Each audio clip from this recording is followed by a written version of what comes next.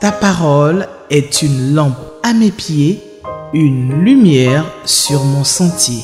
Psaume 119, verset 105. La méditation.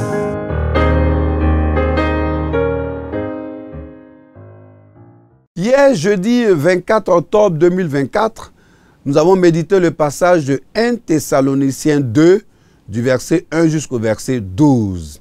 Alors, si on veut faire un petit résumé de la méditation d'hier, l'église donc de Thessalonique a été fondée par Paul et ses compagnons. Paul a organisé l'église tout en exerçant son métier de faiseur de tentes pour ne pas dépendre des croyants. Mais malgré la forte opposition que suscita sa prédication, le témoignage reçu du ministère de Paul et de ses compagnons dans cette ville est très encourageant. En effet, Paul a bravé la persécution. On avait vu hier que le but de Paul en écrivant cette lettre aux chrétiens de Thessalonique est de les réconforter, de les affermir davantage en Christ, de leur donner des enseignements sur la conduite chrétienne. L'enlèvement de l'Église, le retour de Jésus-Christ et sur leur responsabilité envers l'Église locale. Aujourd'hui, vendredi 25 octobre 2024, nous allons méditer la suite du passage d'hier, c'est-à-dire 1 Thessaloniciens chapitre 2, du verset 13 jusqu'au verset 20. Vous êtes à la méditation et vous êtes sur Espérance TV. Je vais donc lire la parole de Dieu dans la version Louis II, mais avant, prions le Seigneur avant la lecture de sa parole. Seigneur, je te loue et je te bénis. Je bénis ton nom. Je bénis ton nom, ton saint nom. Tu es grand, tu es puissant, tu es digne de louange, tu es digne d'adoration. Et ce jour encore, nous avons rendez-vous avec toi pour la méditation de ta parole. Éclaire notre esprit, illumine notre intelligence, donne-nous la sagesse et surtout, donne-nous de mettre en pratique ta parole. Que ton nom soit béni, au nom de Jésus-Christ. Amen. Donc, je vais lire la parole de Dieu dans la version Louis II.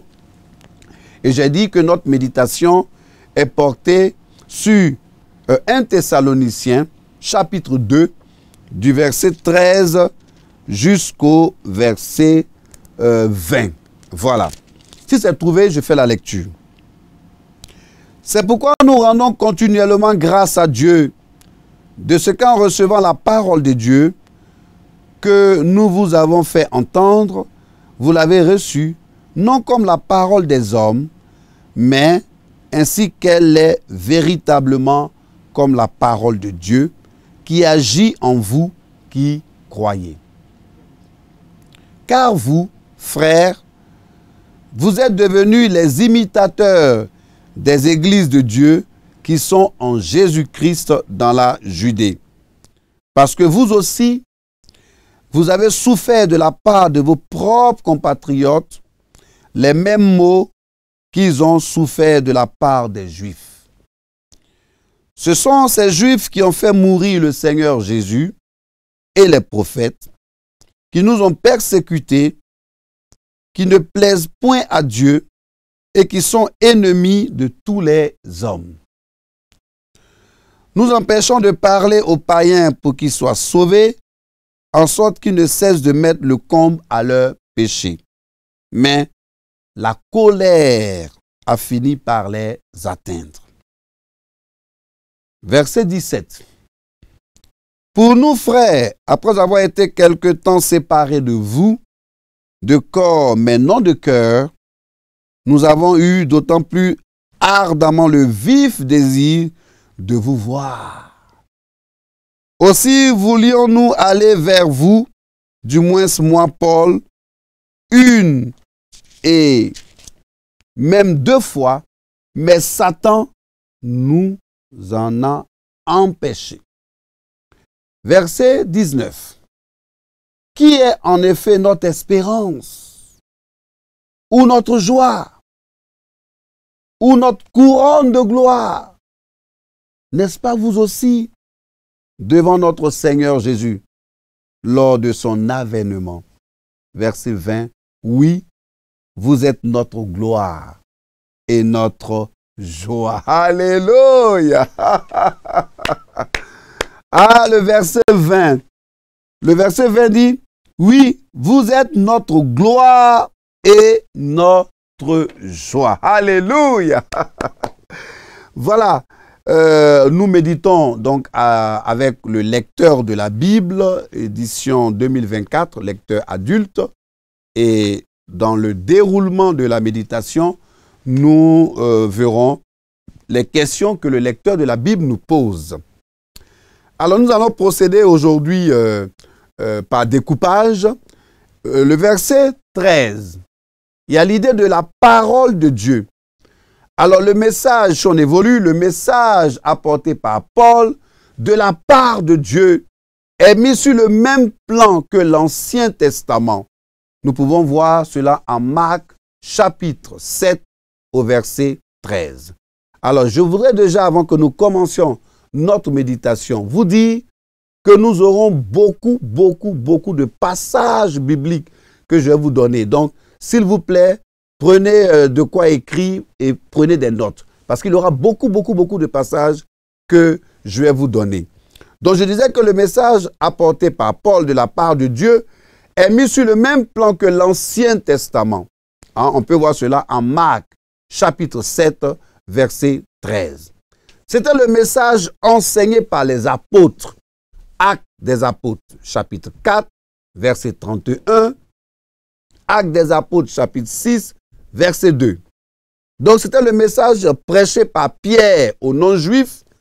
On peut voir cela en Actes des apôtres, chapitre 11, verset 1. Et message communiqué par Paul au cours de ces 3 voyages missionnaires. Le premier acte, j'ai dit qu'il y avait 3 actes. 3 actes. Premier acte. Acte des apôtres, chapitre 13. Verset 5. Verset 7. Je vais pas aller trop vite. Verset 44. Verset 48 jusqu'au verset 49. Deuxième acte. Acte des apôtres, chapitre 16, verset 32.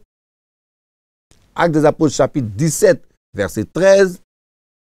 Acte des apôtres, chapitre 18, verset 11. Et le troisième acte, c'est Acte des apôtres, chapitre 19, verset 10. J'espère que je ne suis pas allé trop vite. Hein.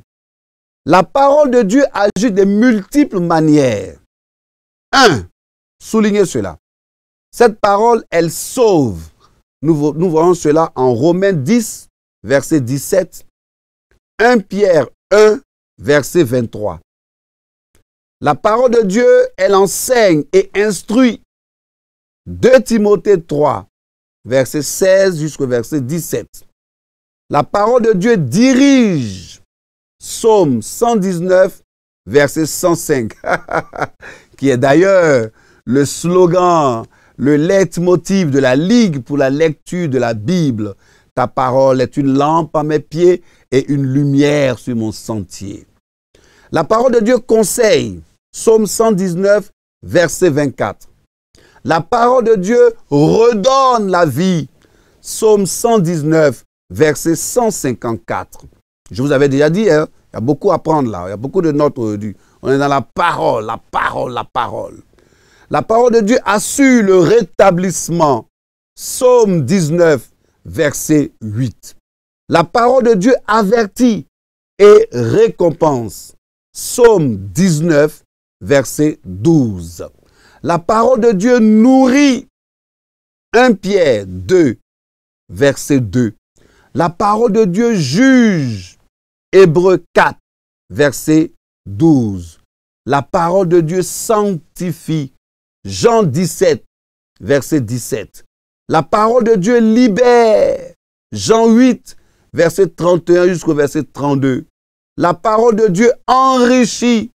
Colossiens 3, verset 16. La parole de Dieu protège. Psaume 119, verset 11. La parole de Dieu fortifie. Psaume 119, verset 28. La parole de Dieu donne la sagesse. Psaume 119, verset 97 jusqu'au verset 100. La parole de Dieu réjouit le cœur, comme mon cœur est réjoui en ce moment. Psaume 19, verset 19. La parole de Dieu assure la prospérité. Josué, chapitre 1, verset 8 jusqu'au verset 9. Tous ces effets sont résumés. Tout ce que j'ai dit est résumé au psaume 19, verset 8 jusqu'au verset 10. Verset 14, il y a l'idée de imitateur. Les Thessaloniciens n'étaient pas uniquement les imitateurs de Paul et du Seigneur, mais aussi des églises de Judée, dans le sens où elles aussi étaient persécutées à cause de Christ. Acte 4, verset 1 à 4, Acte 5, verset 26, Acte 8, verset 1. Ils buvaient tous la même coupe de souffrance de Christ. Matthieu 26, verset 39. Et ils marchaient sur les traces des prophètes de l'Ancien Testament. Matthieu 21, donc verset 36 jusqu'au verset 46, et Luc 13, verset 34.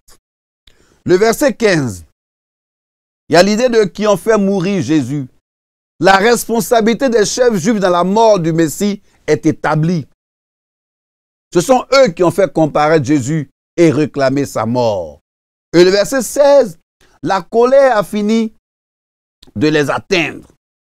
La manifestation de la colère de Dieu contre les Juifs qui ne cessent de mettre le comble à leur péché, on l'a lu tout à l'heure, et qui remplissent ainsi la coupe de la colère qui a fini de les atteindre. Au verset 17, qu'est-ce que nous voyons? Il y a l'idée de séparer de vous. D'accord? Séparer de vous. On peut voir ça ici. On peut le voir. Donc, au verset 17. Pour nous, frères, après avoir été quelque temps séparés de vous, Paul avait été séparé de ses enfants spirituels par la force, pas qu'il voulait. Par la force, il a été séparé de ses enfants spirituels. Mais son instinct maternel, au verset 7, et son instinct paternel, au verset 11, avait été douloureusement heurté.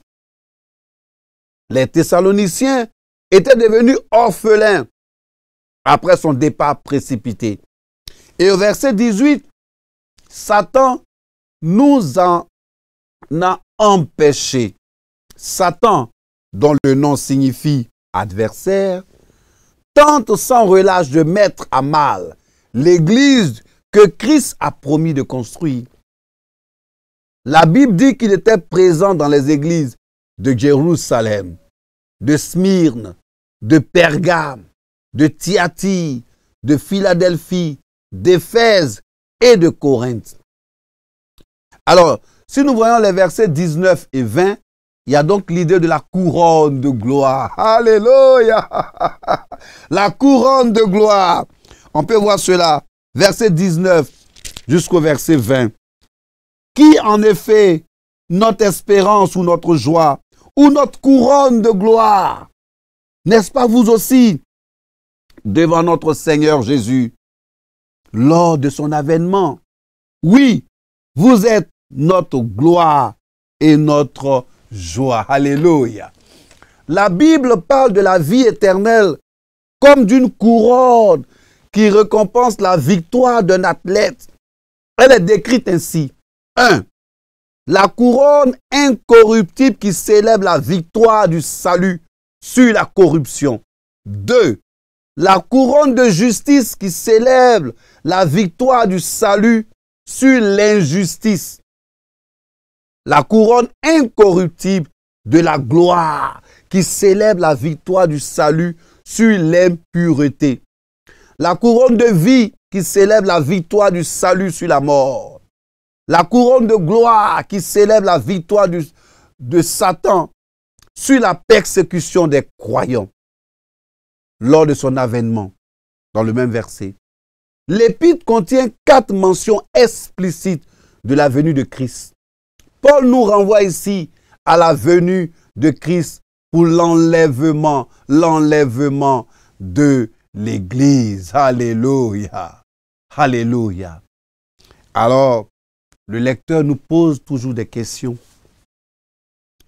Et pour la méditation de ce jour, les questions que le lecteur nous pose, question 2, question 3, question 4. Voilà. Question 2, question 3 et question 4. Question 2. Est-ce que ce passage m'apprend quelque chose sur Dieu le Père, Dieu le Fils ou Dieu le Saint-Esprit? Alors, chers téléspectateurs d'Espérance TV, et vous qui nous suivez aussi via d'autres canaux, on va travailler ensemble. Hein? Alors, est-ce que ce passage m'apprend quelque chose sur Dieu le Père, Dieu le Fils, Dieu le Saint-Esprit? C'est pourquoi nous rendons gratuitement grâce à Dieu de ce qu'en recevant la parole de Dieu que nous vous avons fait entendre, vous avez reçu non comme la parole des hommes. Voilà. Nous voyons que ce passage nous apprend quelque chose sur Dieu le Père. Aussi, au verset 15, sur Dieu le Fils. Ce sont ces Juifs qui ont fait mourir Jésus-Christ, Dieu le Fils. Nous voyons que ce passage nous apprend quelque chose sur Dieu le Fils, au verset 15. Alors la deuxième question du lecteur, y a-t-il un exemple à suivre ou à ne pas suivre? Je pense que très clairement, nous voyons les exemples à suivre et les exemples à ne pas suivre. On peut dire comme exemple, donc, à suivre. Alors, verset 17, pour nous, frères, après avoir été quelque temps séparés de vous, de corps, mais non de cœur, nous avons eu, d'autant plus ardemment, le vif désir de vous voir.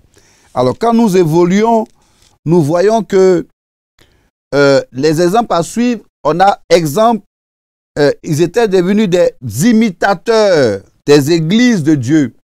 D'accord? Alors, qui sont en Jésus-Christ. Ça, c'est au verset 14. Alors, il y a eu le comportement des Thessaloniciens qui n'est pas un exemple à suivre, qui les empêchait de parler aux païens pour qu'ils soient sauvés.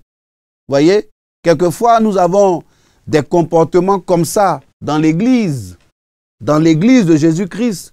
On donne un sujet de prière pour qu'on puisse intercéder.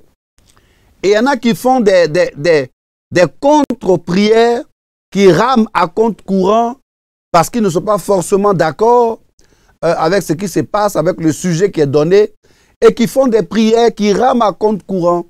Ce sont des exemples à ne pas suivre. La question numéro 4, y a-t-il un ordre auquel obéir? Est-ce qu'il y a un ordre auquel obéir? Si nous voyons notre méditation, nous voyons qu'effectivement, il y a un ordre. Il y a un ordre que nous devons auquel nous devons obéir. Essayons donc de voir cet ordre-là.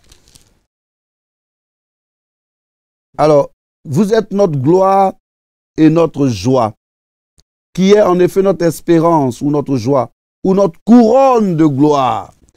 Alors, l'ordre auquel nous devons obéir se dégage clairement dans quelques versets ici. Alors, nous avons un ordre auquel obéir. L'ordre de respecter la parole de Dieu. L'ordre de nous approcher de la parole de Dieu et ne pas faire comme les Thessaloniciens qui ont empêché Paul, qui ont mis même les bâtons dans les roues de Paul. De tout temps, ils ont été ils sont restés en train de mettre les bâtons dans les roues de Paul. Mais Paul, qui a reçu quelque chose de Dieu, nous l'avons vu hier, jeudi 24. Aujourd'hui, 25, c'est la suite de ce que nous avons vu. Et Paul était vraiment engagé dans le Seigneur. Et Paul, il a été séparé, n'est-ce pas, de ses enfants spirituels. Mais Paul, il est resté égal à lui-même. Il a reçu de Dieu quelque chose de très puissant, quelque chose de très fort. C'est pour cela qu'il était attaché à la parole de Dieu. Alors, nous avons fini la méditation. Donc, nous allons passer au commentaire du lecteur de la Bible. Alors, commentaire du lecteur de la Bible du vendredi 25 octobre 2024. 1 Thessaloniciens 2, verset 13 jusqu'au verset 20.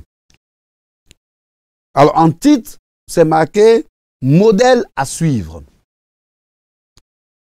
Continuant son exhortation, Paul rend grâce à Dieu et félicite les Thessaloniciens qui ont bien accueilli la parole de Dieu, devenant ainsi les imitateurs des églises de la Judée, ce qui est un réel motif de fierté et de gloire pour le guide spirituel ou le père qu'il est.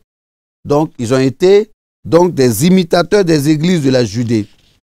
Les actions de grâce, eu égard à la joie que Paul ressent en voyant le progrès de ses églises et de ses enfants dans la foi qui marchent dans la vérité et ont une bonne conduite, il ne peut que bénir le Seigneur.